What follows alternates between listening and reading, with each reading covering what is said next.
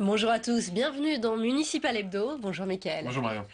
Nous allons décrypter ensemble l'actualité électorale de la semaine.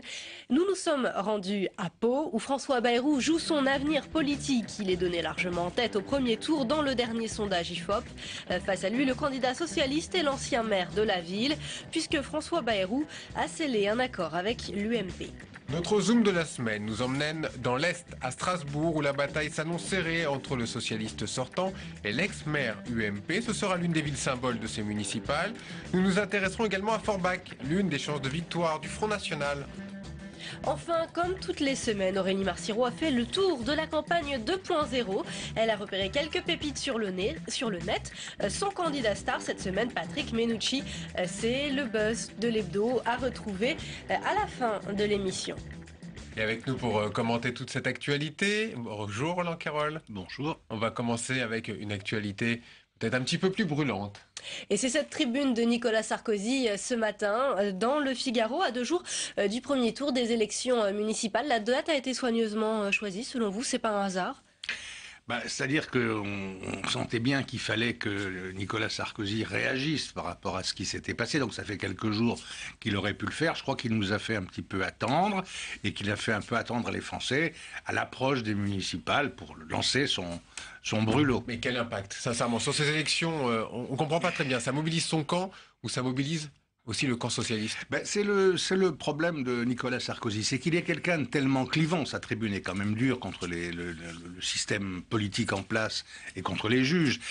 Ça peut mobiliser en effet une partie de son camp. On disait qu'il y avait un petit mouvement dans un certain nombre de grandes villes d'abstention possible à droite devant l'écœurement, les bras qui en tombent devant les affaires.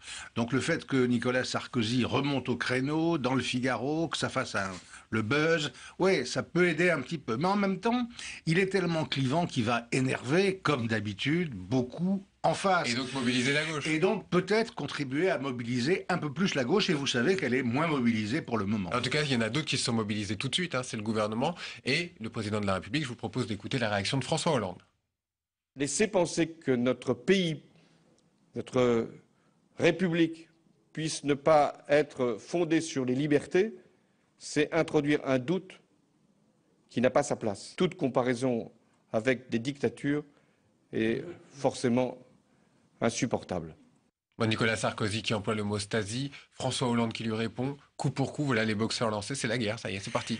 Oui, on a le sentiment qu'on est au début d'une campagne présidentielle, quoi. C'est probablement ce à quoi pensent l'un et l'autre.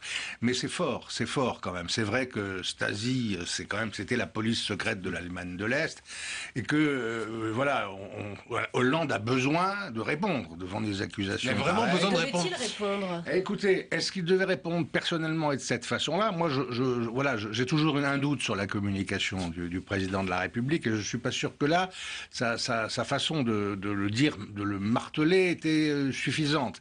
Mais on ne peut pas, j'imagine, quand on est le président en exercice, à quelques jours d'un scrutin, laisser passer une accusation pareille de viol des libertés publiques dans un pays comme la France, alors qu'on en est le garant. Est-ce qu'il va trop loin? On a l'habitude d'aller trop loin dans la vie politique française. Parfois, c'est les noms d'oiseaux. Parfois, c'est les accusations politiques graves. Mais enfin, franchement, on commence à être habitué. Plus on m'attaque, plus je reviens, dit Nicolas Sarkozy. Oui, on n'est plus dans le temps des cartes postales, là. Non, les cartes postales, ça commence à s'éloigner, ou alors elles deviennent carrément en couleur. Il s'agit quand même de montrer qu'il se bat, quoi. Il était après tout silencieux dans son coin, qu'on est venu l'attaquer. Ouais. Message aussi dans son propre camp. Absolument, dans son propre camp, il le sait bien. Il sait bien que plus le temps passe, plus les gens, tout en disant « Vive Sarkozy, c'est Sarkozy notre sauveur », se disent en même temps « Mezzo voce », est-ce qu'il est vraiment le meilleur candidat? Est-ce qu'il n'est pas justement trop clivant? Il sent ça, il a besoin de réaffirmer qu'il a, lui, ce que les autres n'ont pas, un véritable soutien populaire et militant. Allez, Roland Quérol, on va poursuivre cette fois maintenant. On va parler des municipales et notre Tour de France. Nous allons à Pau.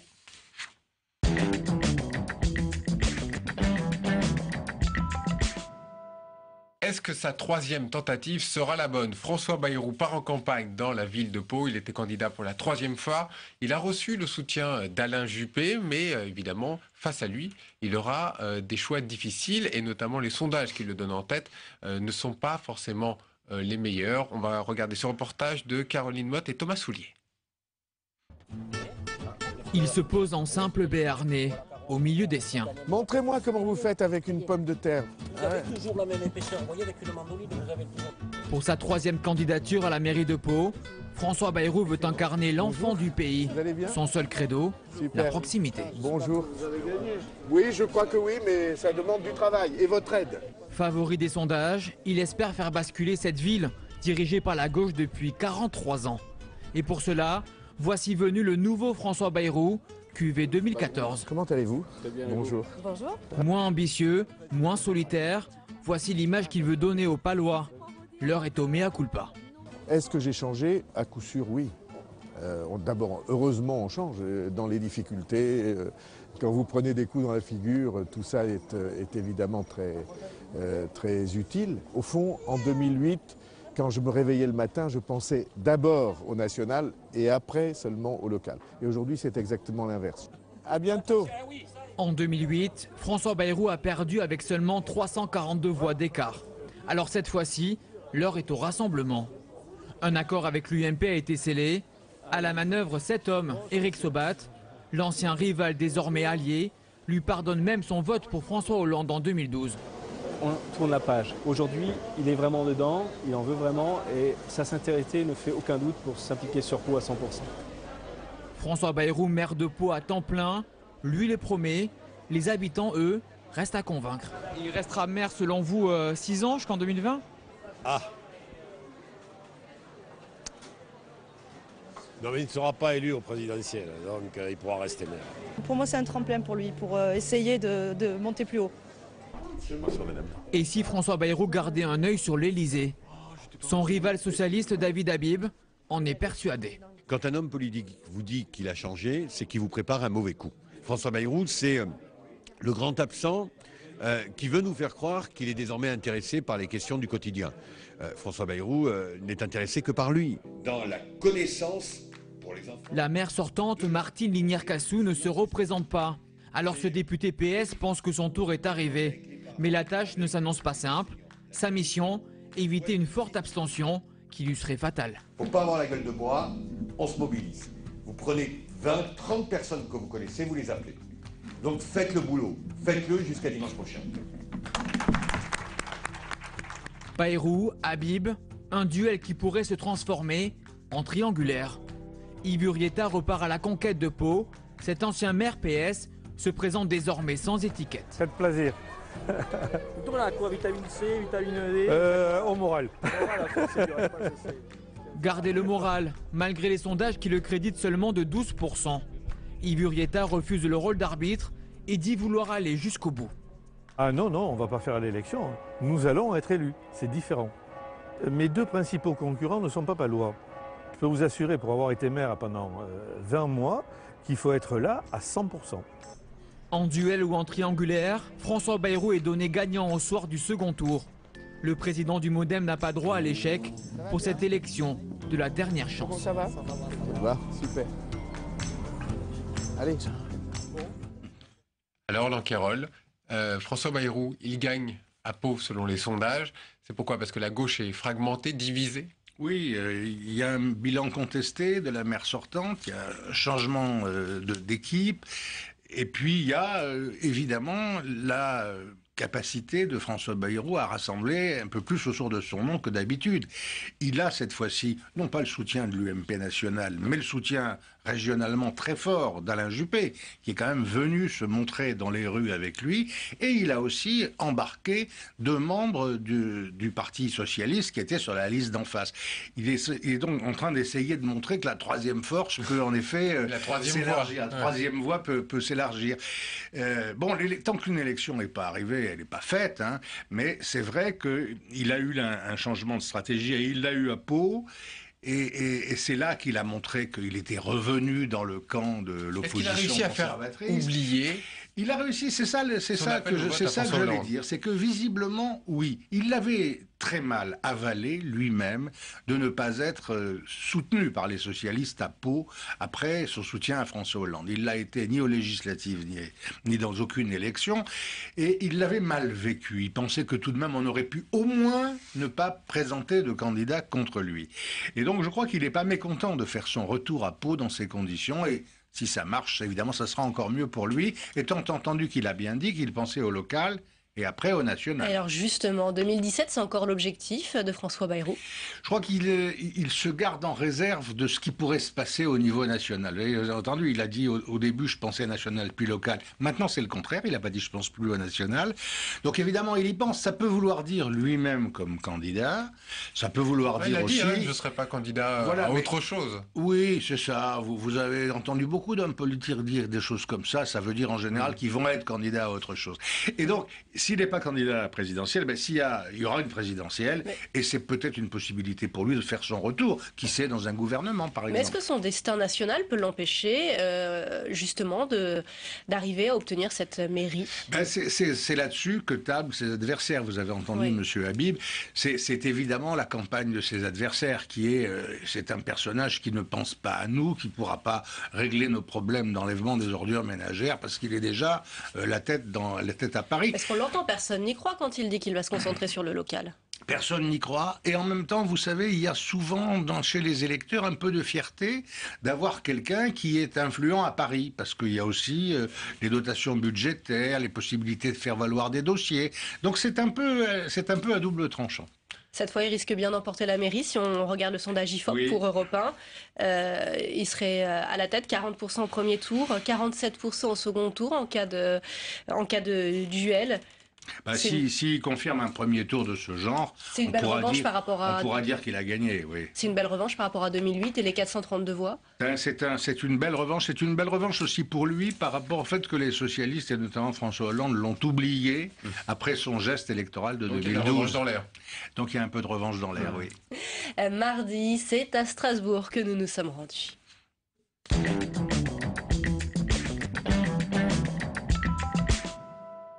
Strasbourg, c'est l'une des cibles prioritaires de l'UMP. La droite mise sur Fabienne Keller, l'ex-maire, pour reconquérir la ville. Changement de look et de méthode pour reprendre la ville au maire socialiste. Le duel s'annonce serré. Paul Bouffard et Sandra Cerquera. Vous travaillez à Strasbourg ou... Fabienne Keller se veut à l'écoute. En campagne depuis un an pour effacer son échec de 2008, l'ancienne maire UMP de Strasbourg veut sa revanche.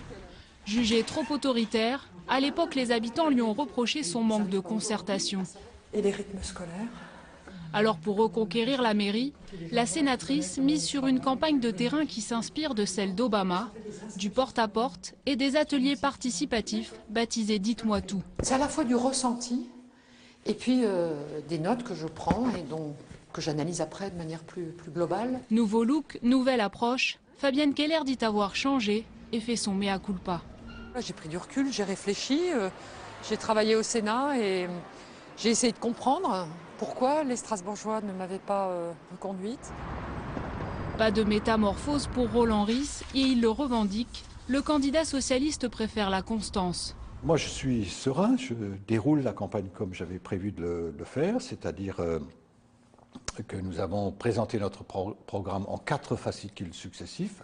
Je laisse les choses se faire du côté de mes concurrents. Moi, j'essaie de tracer ma route. Lui qui avait annoncé qu'il ne ferait qu'un mandat, se dit aujourd'hui candidat par devoir. On l'accuse d'avoir été passif, d'avoir géré la ville en bon père de famille, presque trop consensuel. Face aux critiques, Roland Ries aime rappeler ses engagements. Notre programme est un programme à la fois de continuité par rapport à ce qui a été fait, notamment en matière de logement, d'écoles, de crèches, d'équipements de proximité, et un programme d'innovation. Dans les sondages, les deux candidats sont au coude à coude et la tension monte. Nous ne rencontrons pas les mêmes Strasbourgeois, monsieur Ries.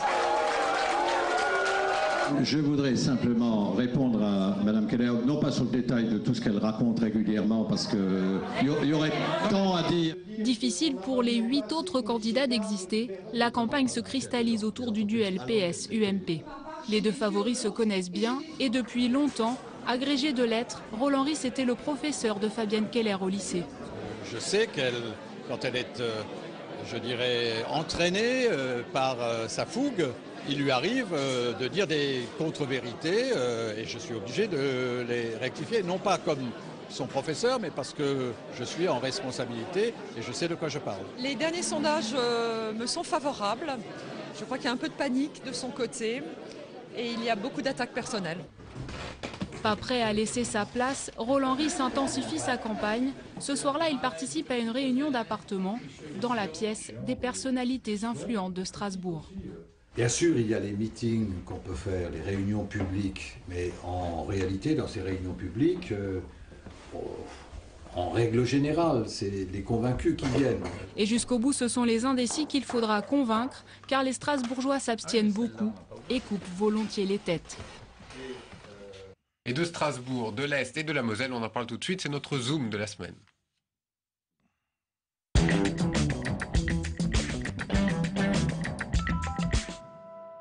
Bonjour Pascal Jalabert. Bonjour. Vous êtes rédacteur en chef des quotidiens Est, Bourgogne, Rhône-Alpes. Oui. On va d'abord peut-être s'attarder un petit peu sur Strasbourg. Selon vous, aujourd'hui, au vu des résultats qu'on a vus notamment dans les sondages, c'est gagné ou pas pour Roland Ries? Il peut garder la ville ou est-ce que ça va être très serré? Non, ça va être très... Enfin, les sondages annoncent que ce sera très serré. Il y a beaucoup d'inconnus. Moi, j'en vois 3 pour ce premier tour. D'abord, c'est l'abstention. Je crois que c'est un peu un phénomène propre à toutes les grandes villes. Il faut savoir qui va s'abstenir. Est-ce l'électorat de gauche déçu par la politique du gouvernement? Est-ce l'électorat de droite qui n'était pas venu voter pour Fabienne Keller en 2008. Qui a l'air d'être plutôt mobilisé cette fois-ci. Qui cette fois-ci est peut-être un peu plus mobilisé. Donc ça, c'est la première inconnue. La deuxième, c'est qui va être en tête du premier tour. Très clairement, les deux candidats sont détachés des autres, au-dessus de 30%. Celui qui sera en tête aura pour lui une dynamique et ça sera plus facile de recoller les morceaux avec les autres listes qui feront entre 5 et 10%, hein, la liste écologiste et la liste centriste de François Loos. Celui qui sera en tête aura quand même une dynamique plus forte. Roland Carole, c'est vraiment un enjeu majeur d'être en tête au premier tour, quoi qu'il arrive. C'est une histoire de dynamique, c'est ça ? Ça peut compter. On a aussi beaucoup d'exemples voilà, dans lesquels finalement on arrive à recoller les morceaux morceaux alors qu'on est second.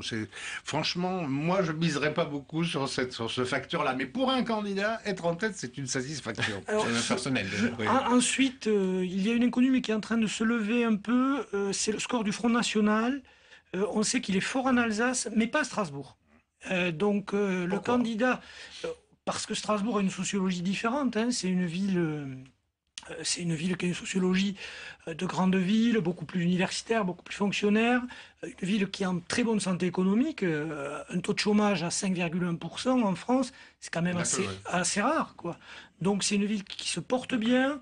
Ce n'est pas une terre fertile pour le Front National, même si les problèmes d'insécurité sont importants. Donc le candidat est donné entre 8 et 11%, Jean-Luc Schaffhauser. S'il est au second tour, là, ça devient très compliqué pour Fabienne Keller. Alors justement, on va parler personnalité des candidats et Fabienne Keller. On l'a vu dans le reportage, elle s'est remise en question. Elle a changé de look, changé de méthode. Est-ce que ça sera suffisant? Est-ce que finalement, c'est pas risqué de changer comme ça pour les élections? Vu l'ampleur de sa défaite en 2008, il faut rappeler quand même que c'était 58-42. C'est pas si on peut comparer avec Toulouse, qui est l'autre grande ville qui avait basculé de droite à gauche, ça s'était joué à 1000 voix près. Là, c'était une défaite. Donc, c'était ou se remettre en question totalement. C'était un préalable indispensable à une candidature. Si elle ne fait pas ça, elle n'a aucune chance. Si elle repart telle qu'elle était la Fabienne Keller des années 2002, 2001, 2008, c'était pas possible. Donc elle a joué pour moi la stratégie du changement de personnalité, changement d'équipe en partie, changement sur les thématiques, changement de méthode de campagne. Oui, on le voit un peu à l'américaine Obama, voilà, ce qu'elle dit. Voilà, elle s'inspire d'Obama, c'est à la fois... porte-à-porte. Voilà, alors ça c'est très intéressant parce qu'à l'ère des réseaux sociaux, à l'ère d'Internet, jamais les candidats n'ont éprouvé le besoin d'être autant présents sur le terrain. Alors on va partir cette fois en Moselle et plus précisément à Forbach où le numéro 2 du Front National espère bien ravir la mairie. Florian Philippot compte sur les dissidences de la droite, mais il faudra aussi compter avec le maire sortant, le socialiste Laurent Kalinowski qui l'avait emporté aux législatives. Elsa Mondin-Gava et Rim Benhammer sont allés à la rencontre des candidats. 4 hommes pour un siège. Ce matin-là, les 4 candidats à la mairie de Forbach s'affrontent sur le plateau de France 3 Lorraine. L'équipe sortante a eu sa chance, elle ne l'a pas saisie. Que je serai, si je suis élu, le maire de la proximité. Nous avons bien travaillé ensemble. Nous avons d'énormes potentialités. On a déjà testé la droite, on a déjà testé la gauche, ça a fait la même politique. Les médias, omniprésents dans cette campagne forbachoise. Un intérêt, en très grande partie, dû à la présence de Florian Philippot, le numéro 2 du FN. Laurent Kalinowski est le député maire PS de Forbach. Candidat à sa propre succession, il essaye tant bien que mal de défendre son bilan. Nous sommes aujourd'hui armés à continuer avec notre expérience, c'est-à-dire qu'il faut continuer. Mais rien à faire, les télés nationales et même allemandes ne sont là que pour une chose, parler de son concurrent FN. Comment expliquez-vous que vous allez vous retrouver en 2014 au coude à coude avec un candidat Front National ? Une candidature aujourd'hui opportuniste et non pas sincère. Les 2 candidats s'étaient déjà affrontés l'an passé pour les législatives. Le PS l'avait emporté. L'heure de la revanche est peut-être là pour le FN.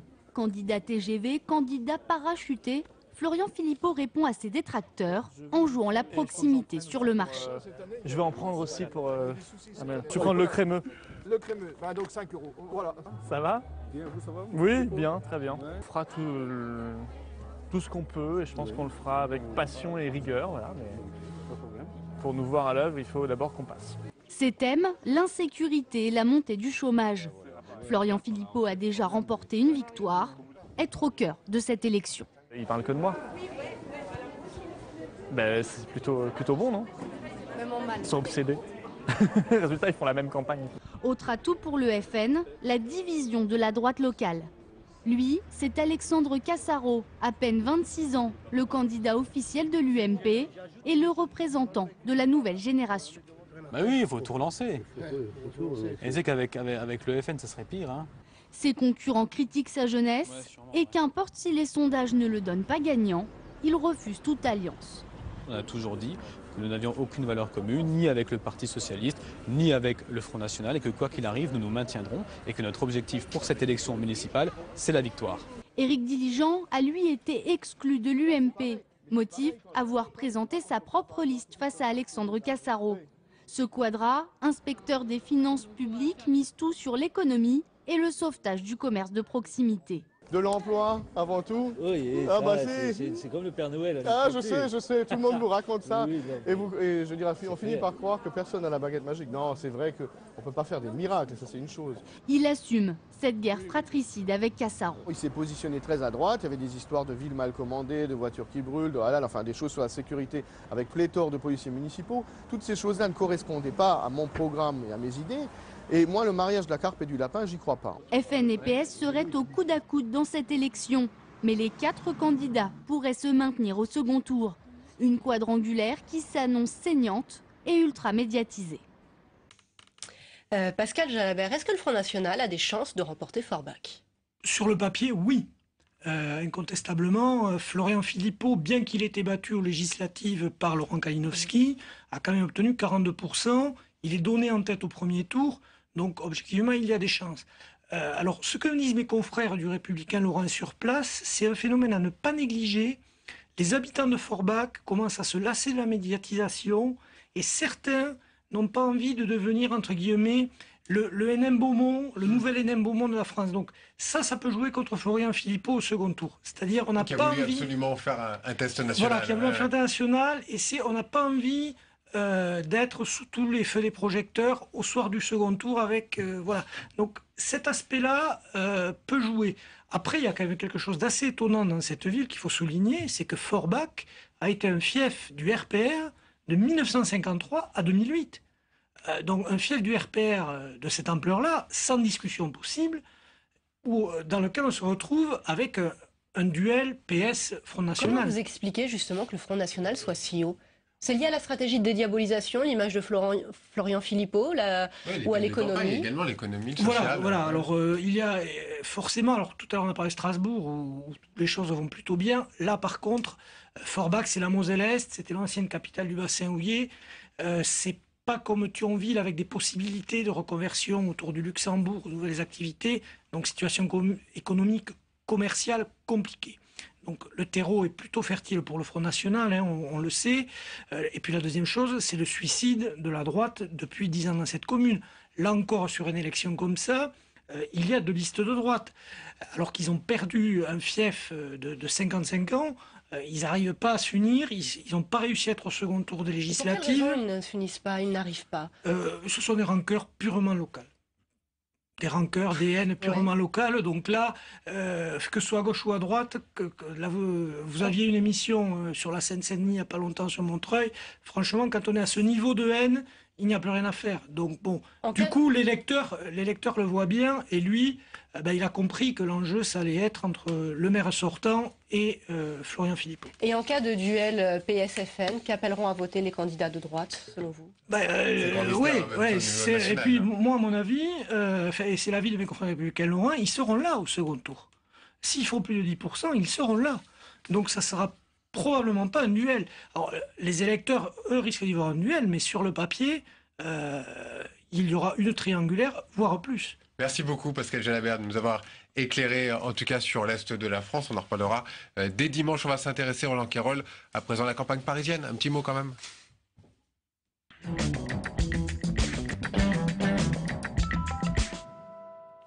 La semaine dernière, nous parlions du meeting d'Anne Hidalgo au Cirque d'hiver. Cette fois, c'est celui de Nathalie Kosciusko-Morizet. Même lieu, presque même heure. Reportage Thibault Le Floch. C'est la dernière ligne droite pour Nathalie Kosciusko-Morizet avant le premier tour de ces élections municipales. Sa campagne n'aura pas été facile entre les dissidences dans son camp et son éternelle 2e position dans les sondages. Mais selon la candidate, tout peut basculer en 3 jours. En 3 jours, on peut partir de loin et gravir le Mont Blanc. En 3 jours, on peut croire qu'on a gagné et perdre à la fin l'élection. François Fillon, au premier rang, applaudit. C'est la 7e fois que le député de Paris vient apporter son soutien à NKM. À la tribune, il rend hommage à son ancienne ministre de l'écologie. Nathalie, l'intrépide. Nathalie, l'innovante. Nathalie, l'inclassable. Nathalie, celle qui va nous faire gagner Paris. Nathalie Kosciusko-Morizet, elle aussi, s'essaye à l'anaphore pour mieux attaquer sa rivale socialiste, Anne Hidalgo, qui a refusé de débattre avant le premier tour. Moi, j'ai hérité d'aucune circonscription électorale. Moi, j'ai pas de mentor omniprésent. Moi, je prends des risques. Mais dans le viseur de NKM se trouve également François Hollande, car la droite parisienne veut faire de cette élection locale un enjeu national. Alors on va gagner parce qu'on va mobiliser tous ces Parisiens et parce que les autres ils vont comprendre que voter pour Hidalgo, c'est donner une victoire à Hollande. C'est la dernière carte de la droite avant dimanche prochain, surfer sur l'impopularité du gouvernement pour arriver en tête au premier tour. Comme le disait NKM, il reste 3 jours pour convaincre les Parisiens. Alors Roland Quérol, en faire une campagne presque nationale, d'un référendum contre le gouvernement, contre François Hollande, c'est peut-être un petit peu trompé de campagne, Nathalie Kosciusko-Morizet? C'est-à-dire qu'elle a probablement pas beaucoup le choix, parce que tout ce qu'elle a essayé de faire sur le plan local n'a pas vraiment bien embrayé. Ça n'imprime pas, comme on dit? Ça n'imprime pas bien. Les gens ne mémorisent pas bien un programme qui serait franchement différent. Les médias l'ont pas beaucoup aidé, c'est le moins qu'on puisse dire. Hein, et ils ont beaucoup quand même été sévères avec les divisions internes de la droite, la façon dont elle a réglé les problèmes de dissidence. Il y en a eu des divisions à droite. Il y en a eu, mais la façon dont elle les a réglées a été jugée assez sévèrement. Bref, son seul possible cheval de bataille de cette fin de campagne, c'est de compter sur le fait que Paris, c'est la capitale du pays, et que donc Paris serait sensible aux mouvements nationaux. Donc ça peut marcher ou pas? Est-ce que ça peut marcher? Encore une fois, hein, tant qu'une élection n'est pas finie, bon, sur le papier, franchement, l'évolution des sondages est faible pendant toute cette campagne. Anne Hidalgo a fait Même si on dit qu'elle pourrait arriver en tête au premier tour aussi. Oui, mais qu'est-ce que vous voulez que ça fasse le premier tour? On a une gauche beaucoup plus divisée, évidemment, entre des forces importantes au premier tour, dont on sait qu'elles vont se réconcilier au second tour. Elles l'ont annoncé, elles auront le lundi et le mardi pour faire ça.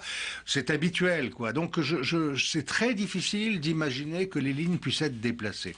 La seule chance, en effet, de Nathalie Kosciusko-Morizet, ça serait, comme on l'a dit pour Strasbourg, qu'il y ait une très massive abstention à gauche, d'électeurs déçus. Je crois que ça sera le cas en France. Il y aura une abstention différentielle très forte à gauche. Est-ce que pour autant c'est de nature à faire bouger Paris? Vous savez, pour gagner Paris pour la droite, il faut faire entre 53 et 54% sur l'ensemble de la capitale. Gagner au moins 2 arrondissements. Voilà, pour le moment, ça paraît très important, plus important que ce qu'il y a comme réserve d'abstention différentielle. Et quand Nathalie Kosciusko-Morizet dit en 3 jours on peut perdre l'élection, en 3 jours on peut aller loin, est-ce que c'est vrai? Est-ce que c'est en ce moment que se joue le scrutin? Est-ce que tout peut basculer à 2 jours des élections? Vous savez, il y a 2 choses qui paraissent antinomiques et qui sont vraies. La première, c'est qu'il y a plein de gens, mais plein de gens, genre 20% de gens qui se décident, disent se décider, pensent se décider au tout dernier moment, voire même dans l'isoloir. Et en même temps, c'est vrai, ça, on le mesure dans toutes les élections, municipales comme les autres. En même temps, ça bouge pas complètement toutes les lignes, parce qu'ils votent quand même du côté où ils penchaient en général, les gens. Vous savez, il n'y a rien de plus intime que de donner un prénom à son bébé, mais il y a une sociologie des prénoms qui fait que, comme par hasard, une certaine année, dans certains milieux, tout le monde s'appelle Kevin. Donc voilà, il y a le vote du dernier moment, mais c'est souvent pas un vote qui bouscule les choses. Le scrutin. Roland Quérol, on va aller voir le soleil, je vous propose d'aller en Corse.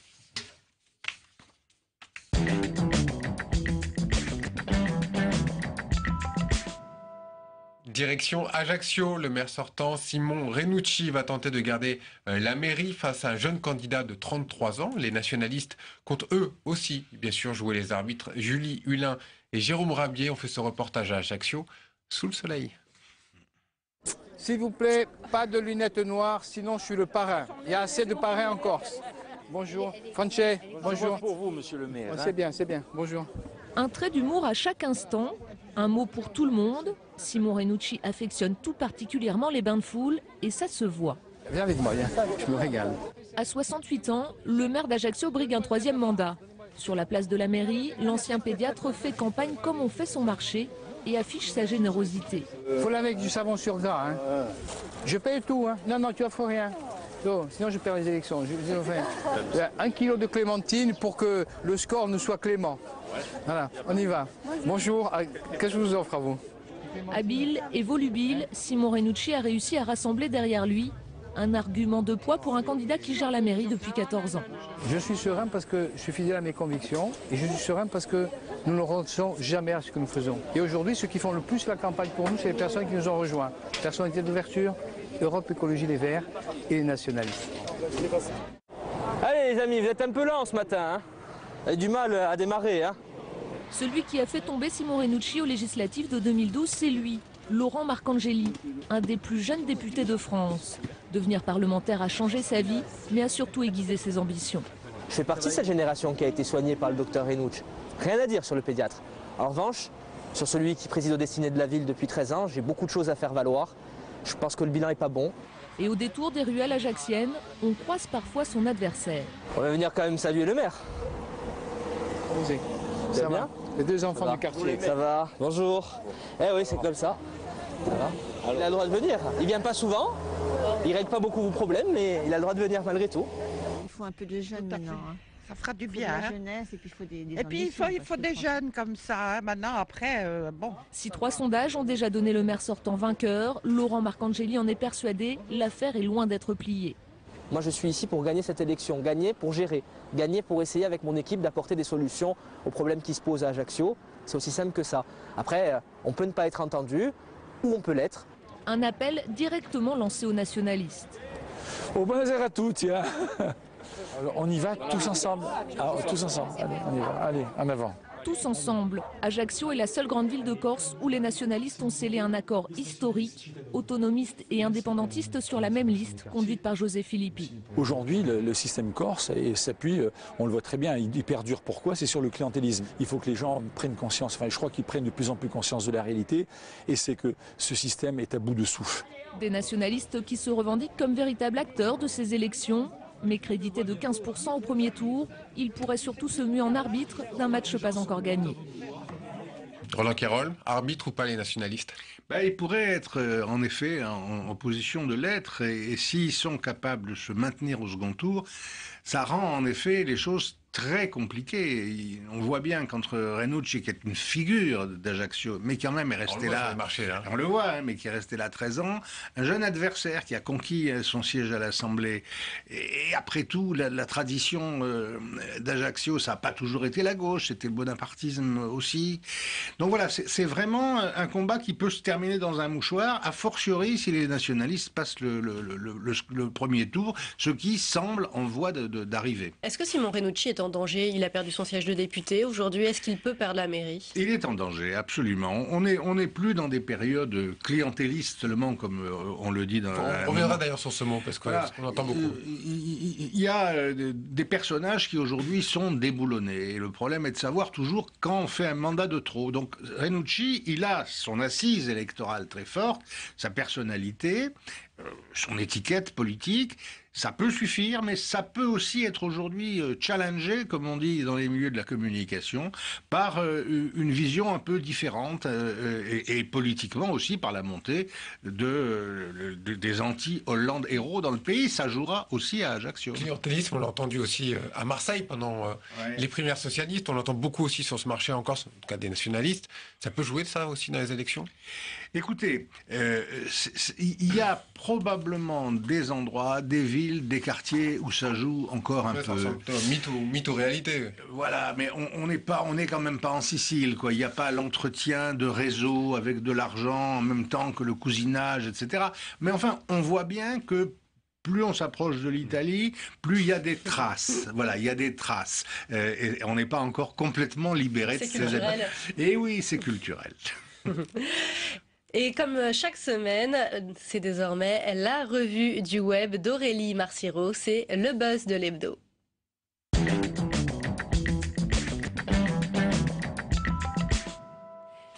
Bonjour Aurélie. Bonjour Marion. Qu'avez-vous déniché cette semaine sur le web? Alors pour commencer, un article de fond sur cette campagne numérique à 2 vitesses. C'est sur le site de la Gazette des communes que j'ai trouvé cet article. Alors pour les grosses communes, c'est ce que nous dit l'article, les réseaux sociaux sont incontournables. À Nice, Christian Estrosi, UMP, classé maire le plus influent sur les réseaux sociaux, et son rival dissident Olivier Bettati s'affronte à coups d'applications sur smartphone et tablette. À Lille, Martine Aubry écrase un peu la concurrence avec plus des 2/3 des 13 000 tweets échanges la concernant. Mais en dehors des grosses villes, c'est plutôt calme. Beaucoup d'élus, d'ailleurs, ne voient pas trop comment marche une campagne web. Et comme le dit Antoine Duboucois, auteur de Tweetus Politicus, si vous ouvrez des comptes sans les animer, eh bien, il ne se passe rien. On parle beaucoup de Twitter, mais finalement, on voit que les politiques ne sont pas encore à même de faire campagne, en tout cas, sur les municipales. Est-ce qu'on peut parler un petit peu des candidats de la semaine, Aurélie? Alors mon candidat star, bien, il rentre dans la catégorie de ceux qui en font une vraie web campagne. C'est Patrick Menucci, le candidat socialiste à la mairie de Marseille, qui selon France Info est le gagnant, au moins sur Twitter, avec près de 120 000 tweets postés par plus de 15 000 internautes.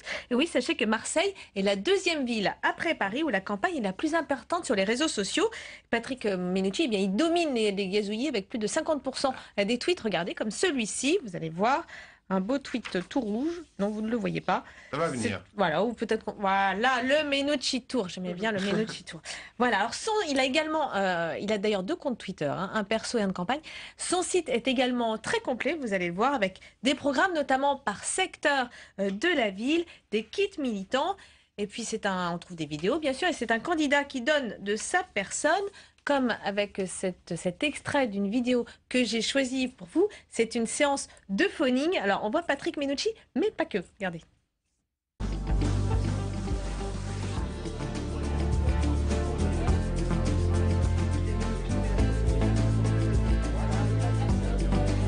Merci gentil à vous. Merci beaucoup de me soutenir. salle le 23, il est 30 de mars. Trop cher. Alors, le deuxième et le troisième arrondissement.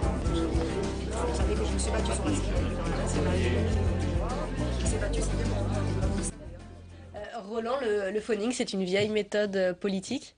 Oui, c'est une méthode qui a déjà un certain temps maintenant, qui paraissait à un moment moderne. Mais voilà, comme les candidats ne peuvent pas tous aller participer au porte-à-porte, qui est désormais l'alpha et l'oméga des campagnes électorales, ben, le phoning, ça donne cette impression tout de même d'un contact direct. Mais c'est mieux de le faire comme ça, en ayant directement des candidats qui parlent, que comme certains continuent à le faire avec des messages préenregistrés. Ça, les messages préenregistrés qu'on impose aux gens, ça passe de plus en plus mal. Encore une fois, peut-être un peu sur le téléphone, une chose est sûre, pas de happy à Marseille? Ah non. Pharrell Williams, il est plus happy du tout. J'en parlais il y a 15 jours, je vous avais montré cette vidéo. Eh bien, toutes les reprises se sont multipliées lors de cette campagne et Pharrell Williams donc n'est pas content selon le Scan.